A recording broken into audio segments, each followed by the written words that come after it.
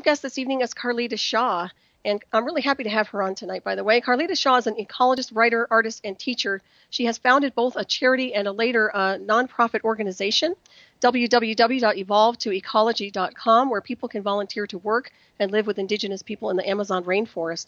She started out teaching ecology at several Mayan schools in Guatemala 9 years ago, and now is living in and working in Ecuador. And she's focusing on conservation, ecological awareness, and writing. Her next projects will be working on some online ecology awareness courses, a series of Amazon rainforest field guides for animals and plants exclusive to the most biodiverse region of the Choco tropical rainforest, which runs up through to Colombia. Carlita will also be working on a new follow-up book to the Silent Ecocide that focuses on advances in ecological and sustainable practices, ecological communities, ecological economics, and ecological illiteracy. And her book is called The Silent Ecocide, and this is available on Amazon.com. I encourage you to go check her out. And let's see her. We will welcome her to the show this evening. Carlita, how are you? Hi there, Solaris. Thank you for the wonderful introduction, and thank you for having me on your show tonight. Oh, it's my pleasure. It's wonderful to have you on board with us, and thank you for joining us all the way from far away across the globe. So well, I'm closer to you than I am to England, so it's not so far. Great. So tell me what's been going on with you. What projects are you currently working on? Wherever you want to go tonight, I'm fine with that, so we'll just go in any direction. Yeah, okay, thank you. Well, I mean, pretty much my focus has been on finishing this book, and my motivation to do it really was the despair of being an environmental conservationist and not being able to do anything because corporations rule over people's rights at the moment, and especially for the indigenous people in the Amazon here. Since August 2012, the government decided to open up all of the Amazon, including Yasuni, which is a very large national park which has about 800,000 acres of primary rainforest and uncontacted tribes living in it. So I came here a while back in 2010, 2011, but my connection with Ecuador has been going on since a long time now. It's a long story, but I managed to get here 4 years ago because I've been wanting to work with a specific tribe since 2003 when I first contacted them, or they first contacted me. And so it's a long story, but in 2012, I had the privilege to go and visit this tribe in the close to the Peruvian border in the Amazon, and yet you're only able to access it by a small Apache plane. And I was there for almost 3 weeks with a French professor, and we were working on a project with the Shiwiar people.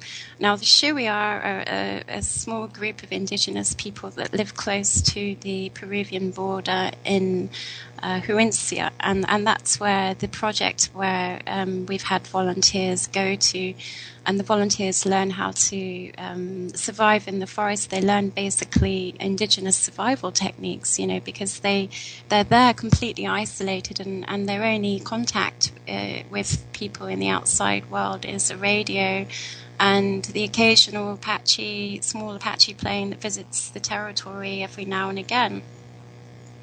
Mm-hmm. So in 2012, when I was there, it just was very odd timing because that was when we had this military helicopter come into the Shiwiar territory uninvited, and it was kind of then I had this feeling that they were here to map the rainforest for oil, and it turns out much later that was correct.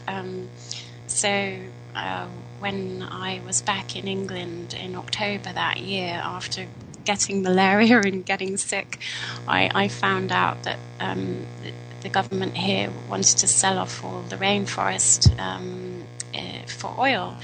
And before, he'd previously promised to keep the oil in the soil for many years, and he asked the international community for a very large sum of money to help him do that.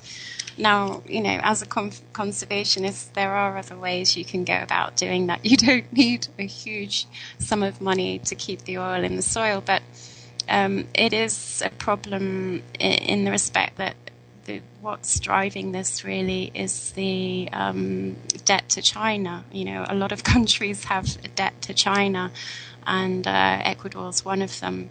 So it's a very sad state of affairs, really. And originally I came here to work on conservation projects and with the indigenous people.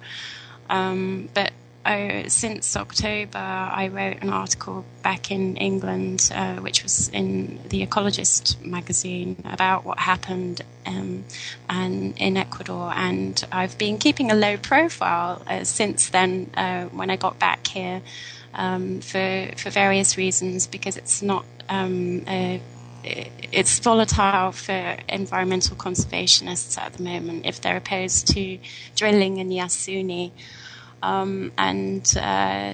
It was last December that a Shuar, not a Shiriar, but a Shuar activist was tortured and murdered just because he wanted to go to the Peru climate talks to denounce mining in his area of the Amazon rainforest.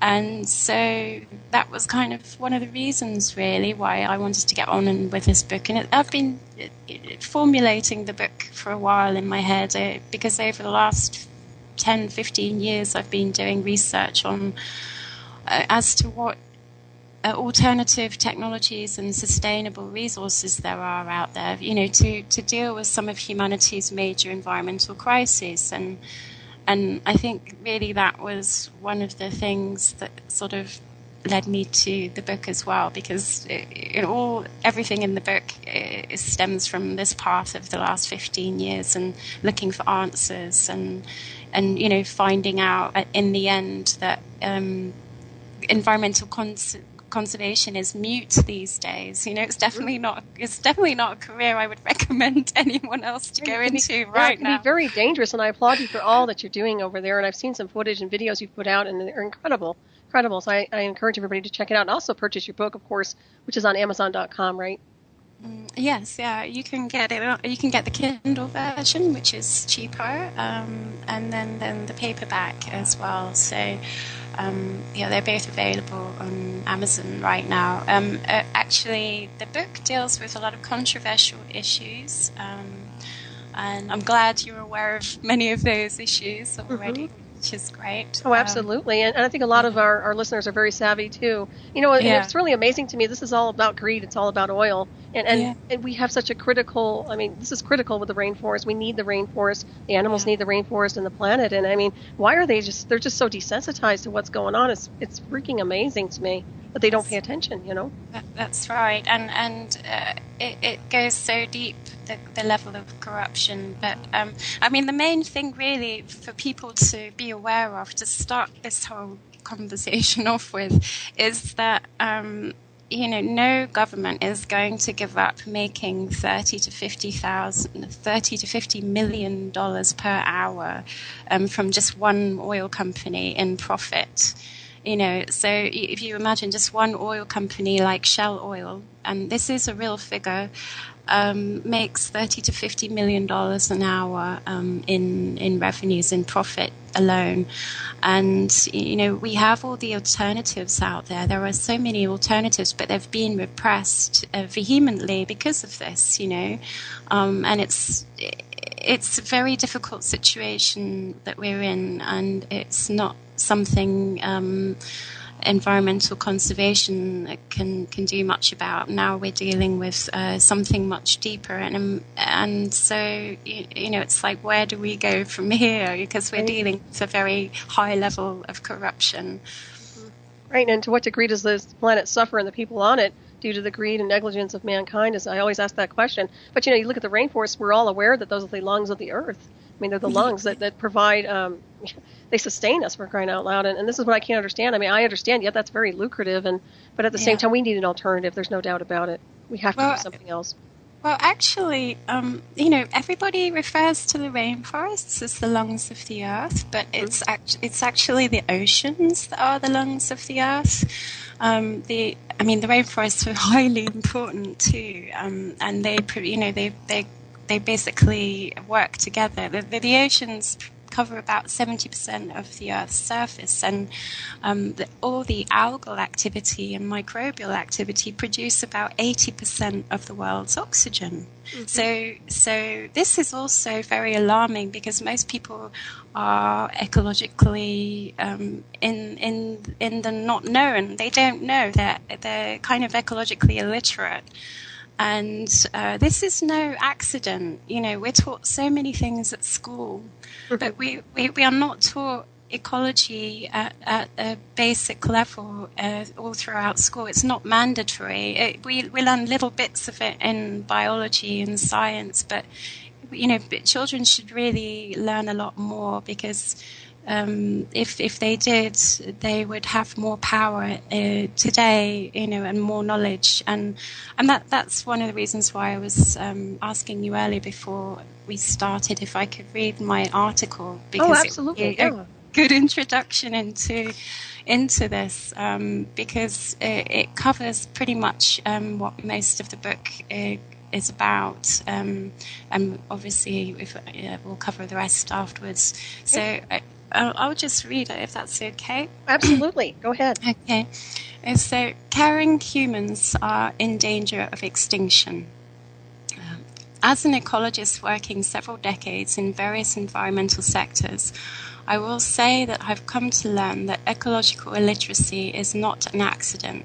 It could be considered as a successful form of social engineering that is very convenient for the current greed-driven oligarchy.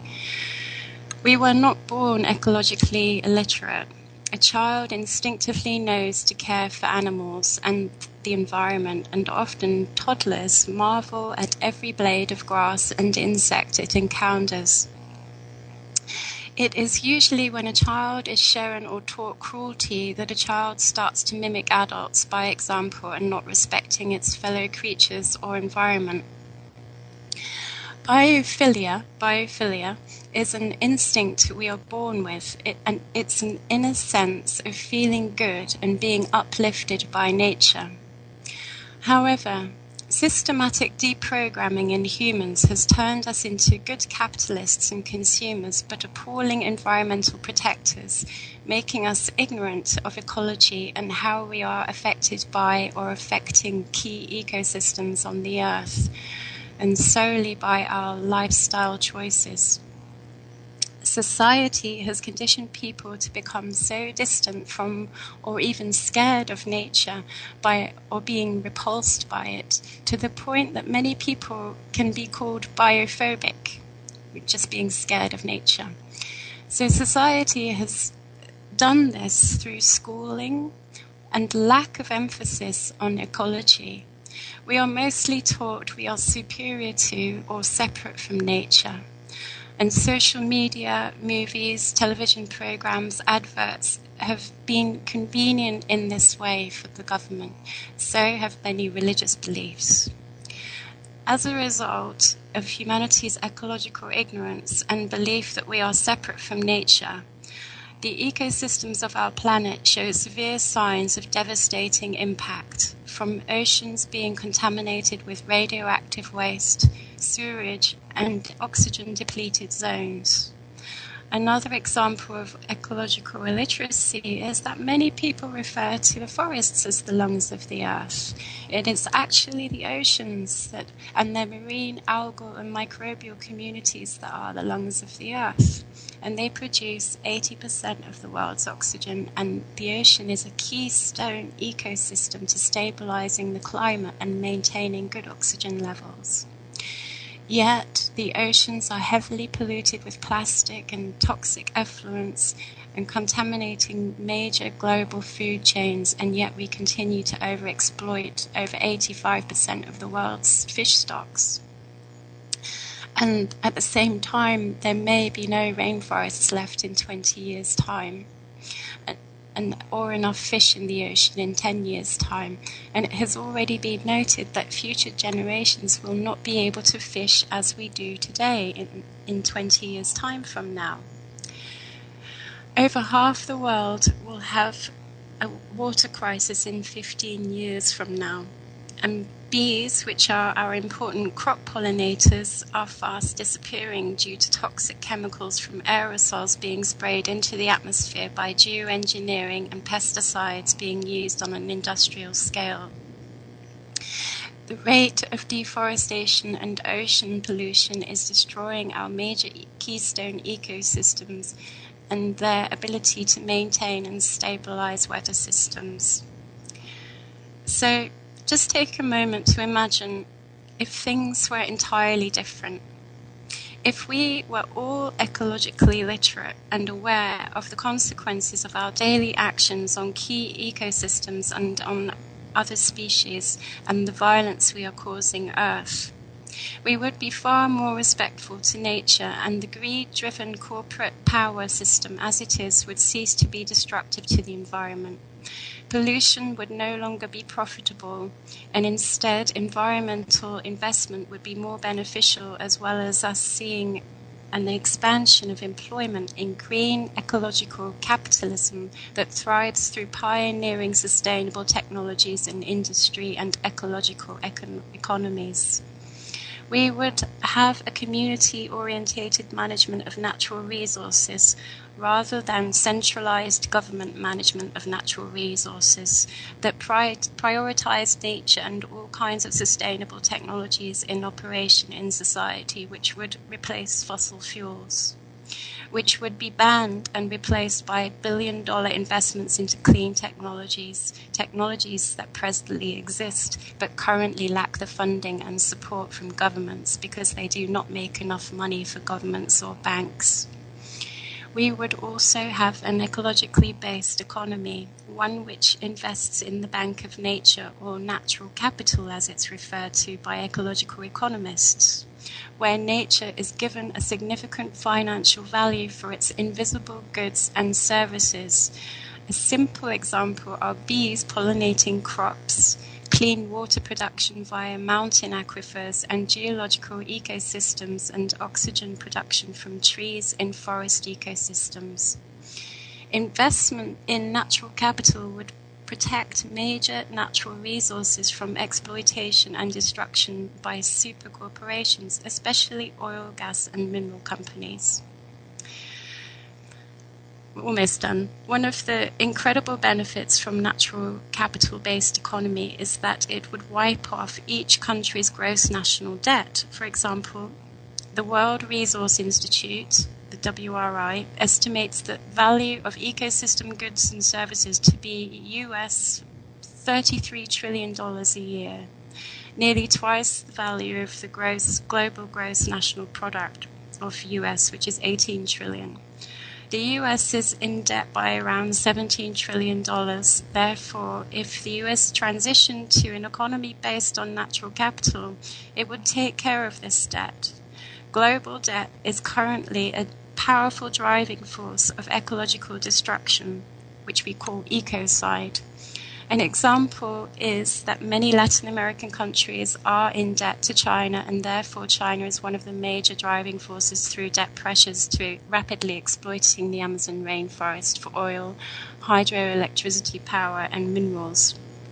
And it is also now currently building a 5,000-kilometer railway from Chile to Brazil, which will plow through previously protected rainforest and undisturbed indigenous tribes. A railway to the remotest areas of the Amazon rainforest will only further increase large-scale destruction of precious biodiversity worth more left untouched and protected.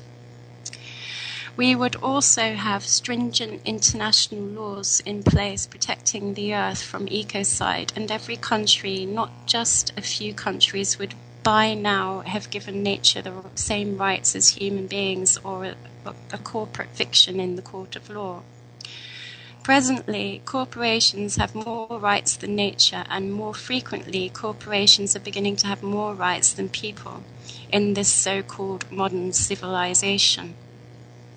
As it presently stands, many governments profit immensely from destroying the environment, and not having 7 billion people to stop them from doing so is convenient due to our ecological illiteracy and the social engineered lack of care and media distraction from the destruction of our Earth.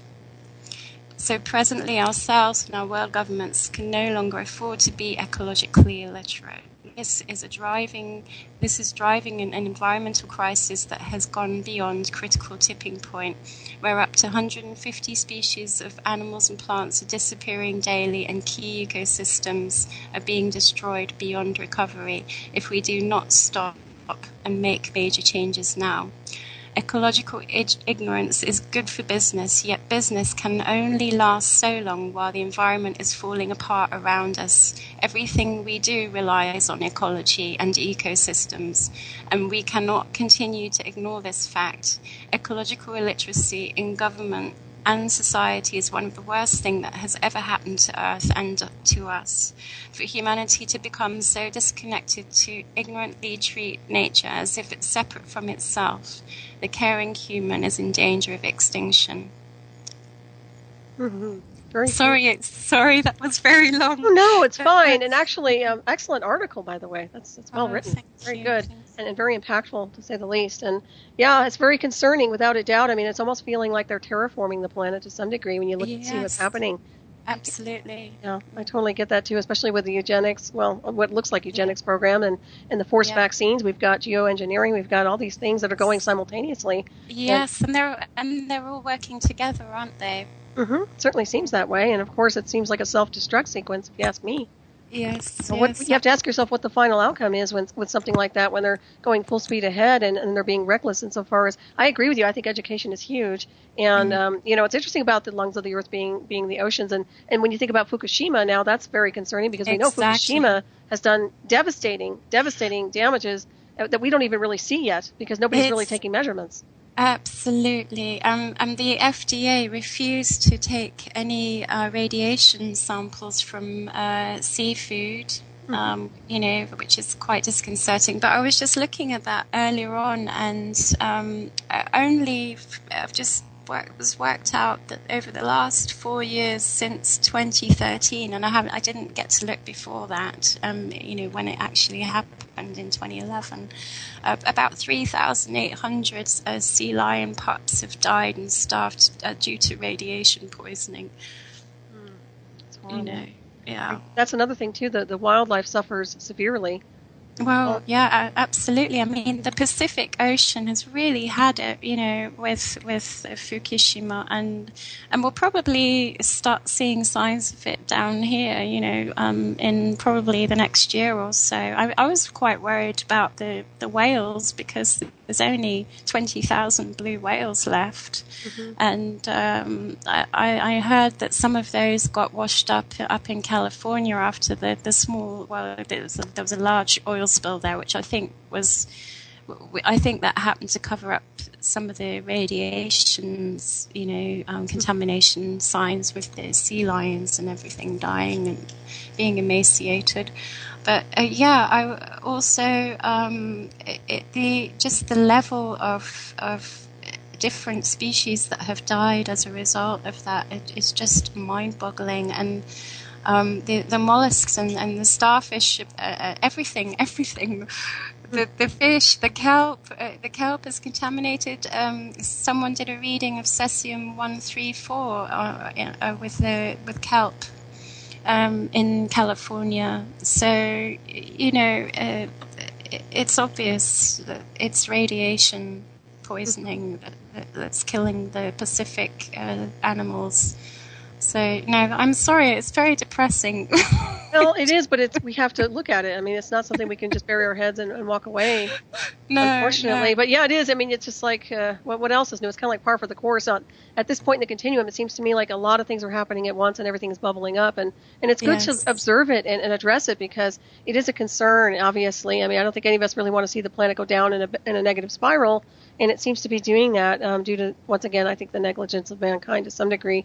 But also, to me, the whole thing with Fukushima and a lot of other things, it feels like like sabotage. I don't believe in coincidence. And No. it seems to me like this is an agenda, and this is something that's being done deliberate. So they actually have it. It starts to happen. And then, of course, it's being covered up. And that's even more disconcerting because, you know, these things that are happening where they're just pretending they're not, they're disassociating the event. So, yeah, it gets really frustrating. No, I agree with you. I think some time ago there was, I can't remember where I read it or heard it, but during the time that that earthquake hit Fukushima, there was a US submarine in the waters. And this was a alternative news source, but it was the actual information was true. So, yeah, you know, and it also is suspicious because the Japanese were a few years ago came out with a water car that could run on seawater, and they even did an experiment of running it on green tea. So, you know, it makes sense on that level as well, because, you know, that's quite a huge thing. And there's a few water cars that have been, quite a few that have been repressed, but some have recently emerged. There was one in Pakistan that was quite good, but this one in Japan could run on seawater, you know, very efficiently. And this was before the Fukushima incident. That's interesting. Once again, I have to look at those things from a different perspective. But yeah, you know what's interesting is, do you guys have chemtrails in Ecuador? Well, actually, you know, when I first came here, I thought, oh, hooray, I've escaped. But no, when I was actually in the deep in the Amazon before, I saw with my own eyes betrayals in this isolated area we were in deep in the Amazon, right over the indigenous area. So it was if they were purposely spraying over the indigenous territories, and their babies were getting the worst flu possible, you know, and they die of flu there. So yes, yeah, and then obviously here there's some on the coast, but there's more in the cities, in Quito and Cuenca, and also they target freshwater areas where there are waterfalls. I've seen them spray over waterfalls. They also target food growing areas because there's Ecuador's very rich in agriculture. We've got very rich soil biodiversity here, and so we've got all these different biomes. You've got the mountains, valleys, and waterfalls and everything. So it's a very fertile country. But in Vilcabamba, I know there's a number of people that are trying to campaign and bring awareness to the chemtrails there, because apparently they're really bad in Vilcabamba, and that's a real organic food production area as well. That's very upsetting. You know, when you think about it, I would think that there wouldn't be any chemtrails over there at all, and it's so sad to think about that. So you can't escape them. They're everywhere, and it makes sense because in Peru you have a HARP station and one in Brazil as well. So, but we do have a group on Facebook for Ecuador chemtrails, and you know, sometimes we put information in there on the different areas. And you know, I'm wondering if the planes actually come in from Peru, because Ecuador's supposed to have Americans aren't allowed to fly over Ecuador. American military planes are not allowed to fly over Ecuador. So we're thinking it's passenger planes that, you know, are doing it over here. Private planes? Either private or commercial passenger planes. Right. Wow, that's interesting right there. And you have to ask who's funding that one, right? Yes, exactly. Just out of control, I swear. Yeah. And I can tell. I mean, we get slammed here, obviously, in the States with those, and it's you can just look and see. And you know, there's a lot of discussion about what they're blocking, insofar as yes, they're blocking the sun, which we need to fuel our cells and our atoms. You know, the sun is so critical to everybody, every life form on the planet. And then, of course, you know, you're asking if they're possibly actually blocking or cloaking UFO anomalies and things like that are incoming. So that's another thing as well, which I think they are doing. I think that they are creating an obfuscation so that people can't access what's really out there. Yeah, well, there are a number of theories. You're probably very aware of them all, and you know, obviously they're creating a plasma field with the nanoparticles, because a lot of aluminium and other particles they're spraying. But you know, one of the reasons why they say they're doing this publicly is due to global warming, right? Which, you know, obviously I talk about in one chapter in my book, and it's, you know, it's very propaganda movement, one that makes a great deal of money for bankers and politicians, and since 1996, you know, making everybody believe that, you know, we're all going to fry due to global warming has given the governments an excuse to trade in carbon, which is basically, you know, in invisible air, hot air, and the carbon trading is no solution and does absolutely nothing to cap emissions, but it makes the governments trillions. Like 15 trillion a year. It started when the whole thing started to boil up. But, you know, as an environmental scientist who is aware of geoengineering, and that the lies and the data that these global warmists use is not real data, and there are real climate scientists who say, yes, climate change is real, but it's been happening for the last, you know, as long as we've been able to measure life on Earth, 450,000 years or more. Yes, that's as far back as we can go in the Vostok ice cores, and you know, we've been looking at carbon dioxide trapped in the bubbles of the Vostok ice cores. And, you know, basically climate has been changing for so long. So when people in governments use the word climate change, it's a natural thing. Right. And it's amazing. It goes back to the whole ecological illiteracy thing. People are so ecologically illiterate. They think that climate change is an apocalyptic thing, and it's a natural process. Right. And you know, we've been having warm periods and cooling periods for so long. You know, we've had 6 ice ages, and our last warm period was in the medieval times, 1,000 years ago, and then 2,000 years ago in the Roman times. You know, and we survived. Everything was fine. And you know, also the other issue is that temperature goes forth and CO2 lags behind. You know, with these, that's what the data in the Vostok ice cores show. You know, CO2 lags behind over 800 years or so. So that has also been twisted by governments and government-paid scientists. You know, they say that, today CO2 leads temperature, but that's not the case. So, and also, it's very confusing for the public to work out what data is real and what data is not real, especially if you're not of a scientific background.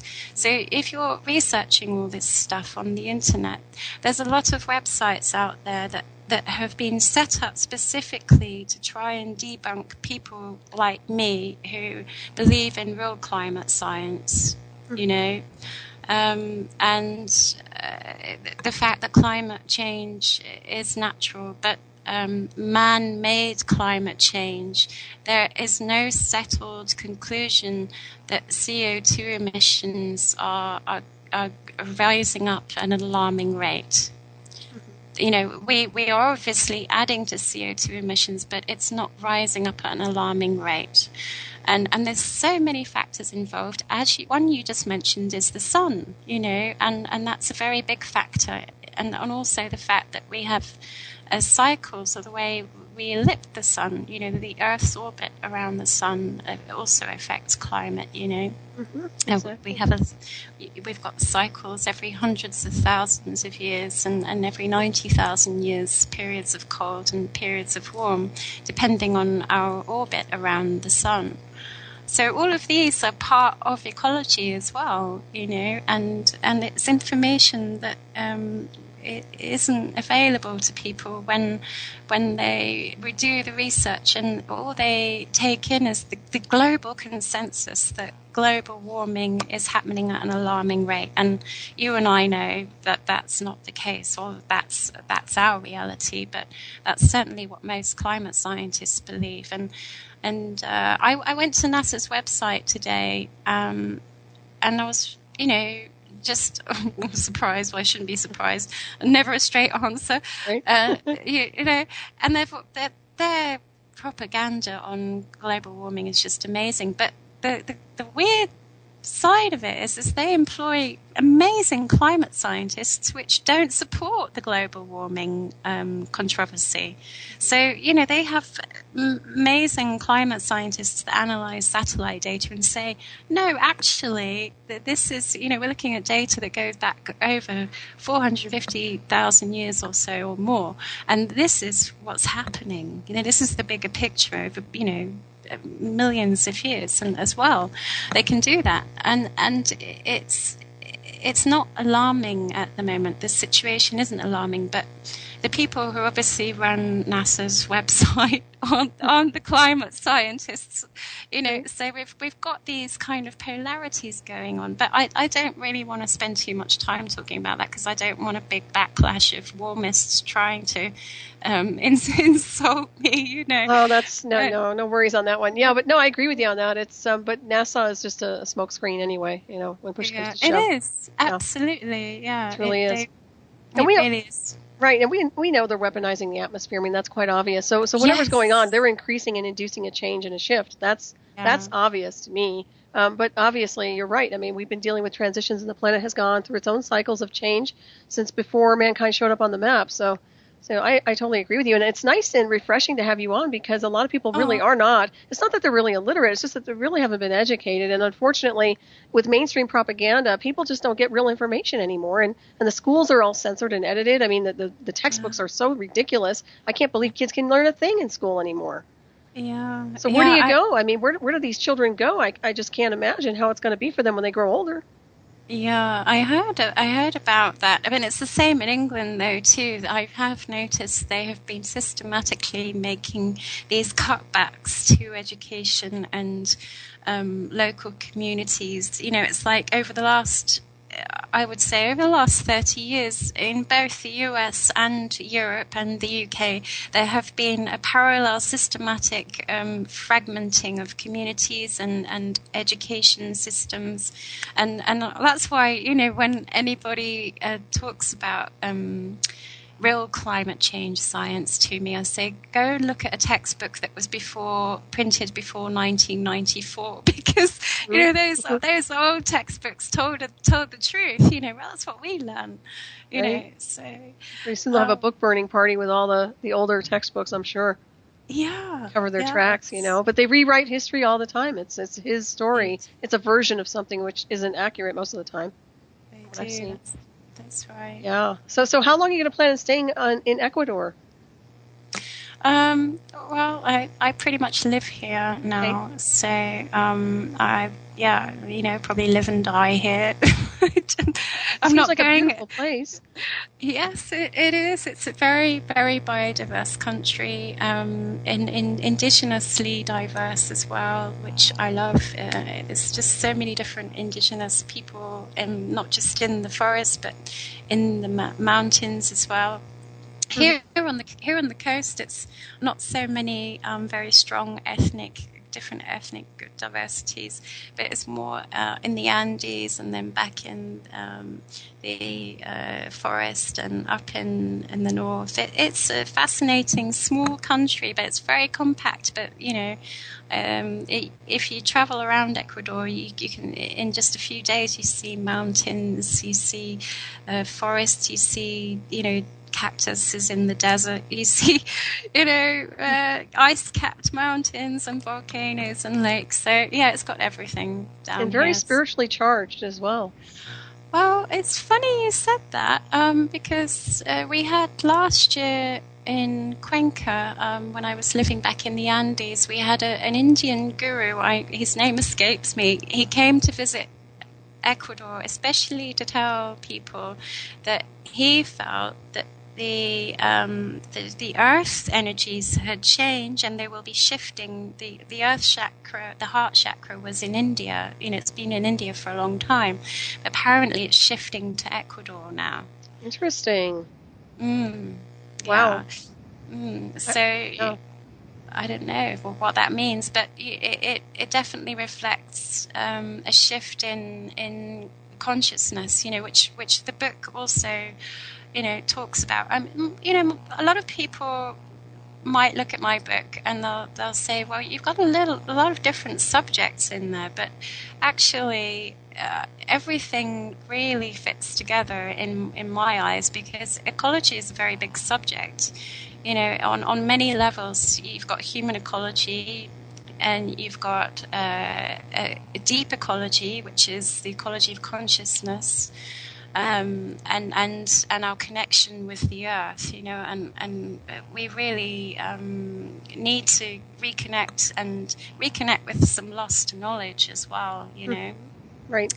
And I think the change or the shift in consciousness worldwide, and talking to you right now and being on your show, which is a very awake and aware show, along with a booming number of shows that are like this. It's an incredible movement of people that are basically the evidence that consciousness is shifting. And so despite the fact that we've got these psychopaths in charge, we are awakening, but it's sometimes I feel like it's slower than what the earth needs, and other days I feel more hopeful. Exactly. I agree. Well, I think you're in a good location on the map insofar as, being in a more peaceful and high vibrational energy, in my opinion anyway, especially opposed to where we're at here in America. Things are very chaotic here, energetically speaking. They spike, and it's just a very different frequency. It's not the same vibration it was, say, 4 or 5 years ago. Let's put it that way. So things have changed. So from your perspective, because you're quite intuitive, what would you say is involved with that change in energy? Well, How would you interpret it? I think it's due to the oppression insofar as what the agenda is behind the scenes. It's what I call the Black Umbrella Program.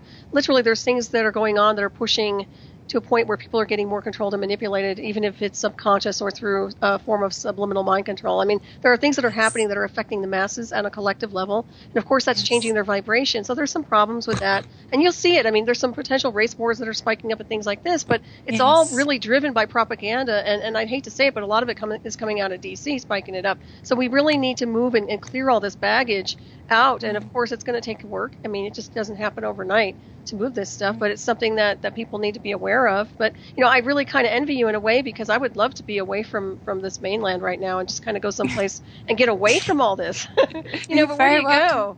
You can visit any time. Oh, I will. I'd love to. It's a very humble abode I live in, pretty much a barn, and it needs a lot of work, but anyone's welcome. Oh, it sounds lovely. Well, I tell you, I live up in the mountains, and I'm in it used to be a carriage house. It predates the 1800s, so wow. It has a lot of history to it. So the horse used to live here, apparently, where I live now. Oh, nice. Yeah, I mean, it's been remodeled, obviously, but it's historical on a lot of levels. So yeah, but I think that it's really important to stay centered, and you're right where you need to be on a spiritual level, which, you're having such a positive impact on so many people in the world. And my one question to you is, what happens to these people in the rainforest or in any location where they're being displaced through construction or oil? What happens to them? Where do they go? Well, it's not clear at the moment because, these communities that have been displaced, I mean, there's been ongoing campaign with, the Chevron. There's so much history to cover with that. It could take up a whole show in itself, but I'd rather not go through it too much. Well, that's okay. And we're going to head for a break. Carlita, we'll be right back. Everybody, please stay tuned. Ravenstar's Witching Hour.